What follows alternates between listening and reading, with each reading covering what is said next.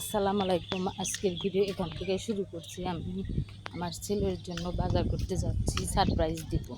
চুপ করে কেক নিয়ে আসবো, পোলাও রোস্ট বাসায় তৈরি করবো, পায়েস রান্না করবো, সবই দেখতে থাকুন আপনারা আমার সাথে।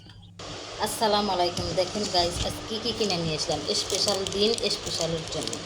আপনারা তো বুঝতেই পারতেছেন এটা কি। বনলতা থেকে কেক নিয়ে এসেছি, আনছি মুরগি রোস্ট করার জন্য, চিনি, কাজু বাদাম, ক্যাপসিকাম, এর কী জানি গাজর, পায়েসের চাউল, বাসমতি চাউল, ফ্রাইড রাইসের জন্য চিনি, কিশমিশ। এইটুকি বাজার অনেক অনেক দাম হয়েছে। এইগুলো জিনিস কিনতে যাই আমি হিমশিম খাইতেছি। ছেলের বাবা তো বুঝতেই পারে না ছেলের কবে জন্মদিন, বিবাহ করেছে কবে, সে জানেই না। রোস্টগুলো হলুদ সামান্য করে তার লবণ দিয়ে ভালোভাবে মেখে নিয়ে এটা আমি আগের থেকে দিলাম।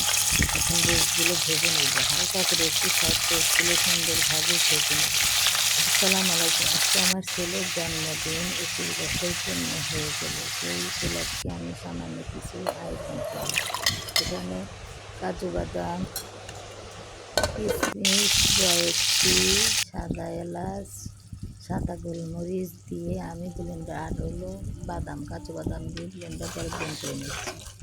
আর এই পাশে রোস্ট হয়ে গেছে। এখন একে একে সব বাটা মশলাগুলো দিয়ে দিলাম। লবণ দিয়েছি সামান্য, হলুদ দিয়েছি সামান্য, হলুদ দিয়ে মরিচের গুঁড়ো দিয়েছি 1 টেবিল চামচ, দুধ দিয়ে দিলাম 4 টেবিল চামচের মতো, আর হলো পেঁয়াজ কুচি দিয়ে হালকা করে একটু ভেজে নিয়েছি। ভেজে নিয়ে তারপরে 2-1টা কাঁচামরিচ ছিঁড়ে দিয়েছি, দিয়ে রোস্টটা তৈরি করলাম। সামান্য একটু চিনি দিয়েছি, যেহেতু দই বাড়িতে নাই। এরকমভাবে রোস্ট বানালে রেস্টুরেন্টেরও হার মানাবে। বাড়িতে এই তো সুন্দর করে রেস্টুরেন্ট তৈরি করছি, সবাই চেটে পিটে খেয়েছি। তারপরে ওই পাশে আমি ফ্রাইড রাইস একটু তৈরি করে নিলাম।